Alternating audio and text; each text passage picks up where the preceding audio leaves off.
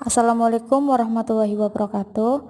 Kami dari kelompok 3 akan mempresentasikan hasil diskusi kami mengenai reseptor 5-HT3 serotonin yang beranggota Esi Rizkiah, Niken Oktaviani, Rizka Fitrianingsih, Sita Nur Faradila, dan Yesi Linda Saputri. Definisi reseptor serotonin. Reseptor serotonin merupakan reseptor membran plasma yang dapat berupa kanal ion atau ionotropik atau berupa reseptor terkait protein G metabotropik. Reseptor 5-HT3 mulanya dijumpai pada saraf otonom, saraf sensorik, dan saraf enterik yang ada di saluran pencernaan.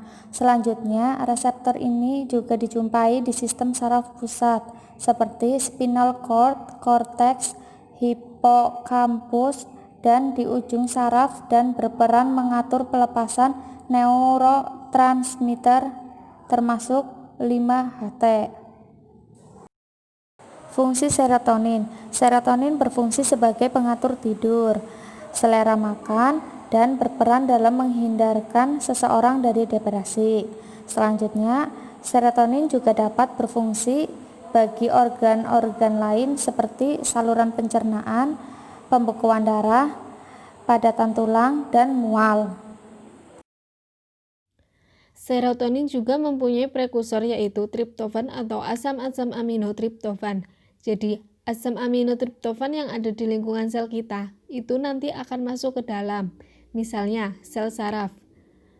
Pada sel saraf itu ada merupakan bagian-bagian presinap dan bagian postsinap. Misalkan tadi tritofan yang ada di lingkungan sel kita nanti itu bakal masuk ke dalam bagian sitoplasma. Misalnya di bagian sitoplasma sel saraf, maka triptofan ini akan dihidroksi oleh enzim yang disebut dengan triptofan hidroksilase yang membentuk suatu molekul yaitu 5-hidroksi triptofan. Dan tidak sampai di sini saja. 5-hidroksi triptofan tersebut lebih lanjut akan dekarboksilasi oleh satu enzim yang kita sebut dengan asam amino aromatik dekarboksilasi. Sehingga terbentuklah suatu molekul yang kita sebut dengan 5-hidroksitriptamin. Kemudian serotonin yang sudah terbentuk ini tidak langsung dikeluarkan ke celah sinap.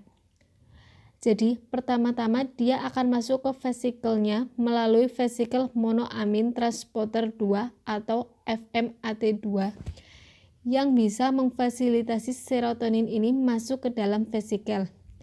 Ketika ada rangsangan dari luar, misalnya, maka vesikel ini akan berfungsi ke membran presinap. Setelah dia berfungsi dan akan melepaskan molekul neurotransmitter serotonin ke celah sinap secara eksosotis.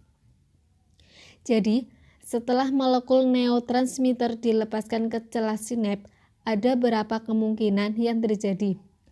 Bisa saja dia dari uptake kembali untuk regulasi tubuh agar neurotransmitter ini tidak berlebihan. Makanya harus dari uptake merupakan sistem regulasi tubuh kita atau bisa saja serotonin tersebut berikatan dengan reseptornya. Jadi misalnya ketika dia dilepaskan ke celah sinap, jadi serotonin molekul serotonin ini bisa saja reuptake.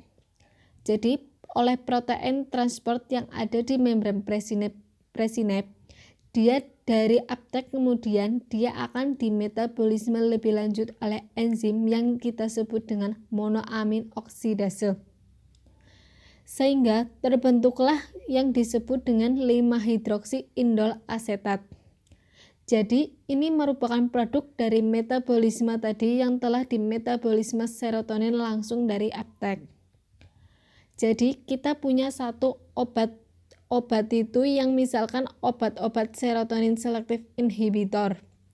Misalnya sehingga nanti reuptake-nya dihambat, sehingga molekul neurotransmitter ini bisa meningkat jumlah di bagian celah sinap ini bisa bekerja.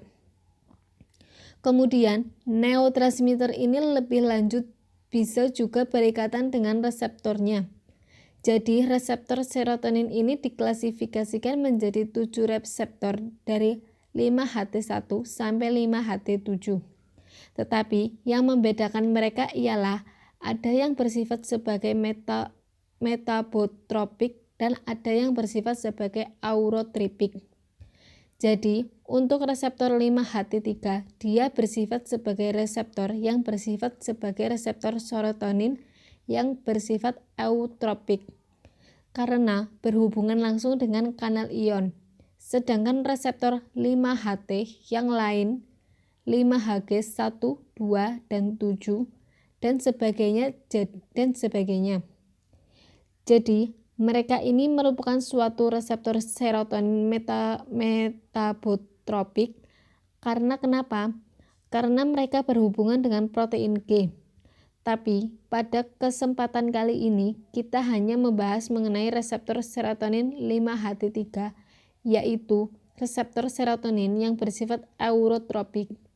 Jadi, ketika neurotransmitter dilepaskan dari membran dari vesikelnya di membran presinap, maka kemungkinan dia bisa berikatan dengan reseptornya.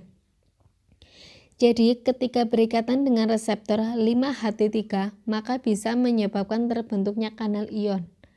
Nah, kalau kanal ion terbuka, maka ion-ion kation bisa masuk dan bisa menyebabkan kondisi yang disebut dengan depolarisasi.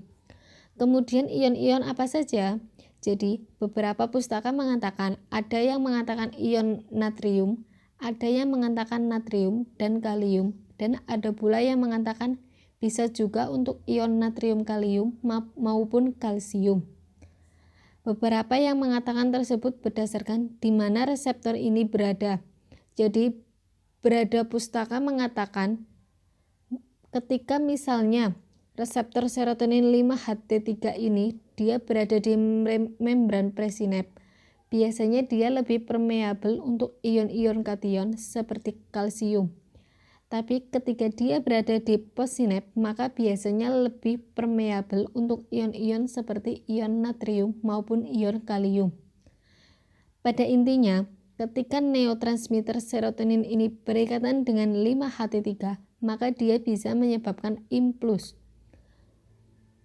Dan lebih lanjutnya menyebabkan kondisi yang disebut dengan depolarisasi. Kemudian, hal yang ingin saya sampaikan ialah pada biosintesis serotonin dalam tubuh kita adalah enzim-enzim seperti tadi, triptofan hidroksilase misalnya. Ini jadi enzim-enzim ini membutuhkan kofaktor, yaitu kofaktornya yang bisa kita sebut dengan tetrahidrobioketrin. Jadi dia membutuhkan kofaktor ini untuk bekerja seperti enzim asam amino aromatik dekarboksilase tadi juga membutuhkan kofaktor vitamin B6. Kemudian uniknya adalah seperti yang saya sampaikan tadi bahwa enzim TBH ini ternyata kalau untuk di otak itu di bagian sistem saraf pusat kita namakan dengan TBH tipe 2 dan untuk enzim TBH tipe 1 itu berarti berada di sistem perifer, tapi yang membedakan mereka ialah kalau kita lihat dari segi posisi gennya, ada yang berada di kromosom nomor 11 dan ada yang berada di kromosom nomor 12. Tapi secara keseluruhan, baik TBH tipe 1 maupun tipe 2 ini secara struktur mempunyai mekanisme kerja. Reseptor 5-HT3 terlibat dalam mual dan obat muntah dan menjadi target aksi obat-obat antiemetik, yaitu ondansetron, tropisentron, zacoprid, dan granisetron, yang terbukti efektif secara klinis untuk pengobatan terhadap mual dan muntah akibat kemoterapi atau radiasi pada pasien kanker.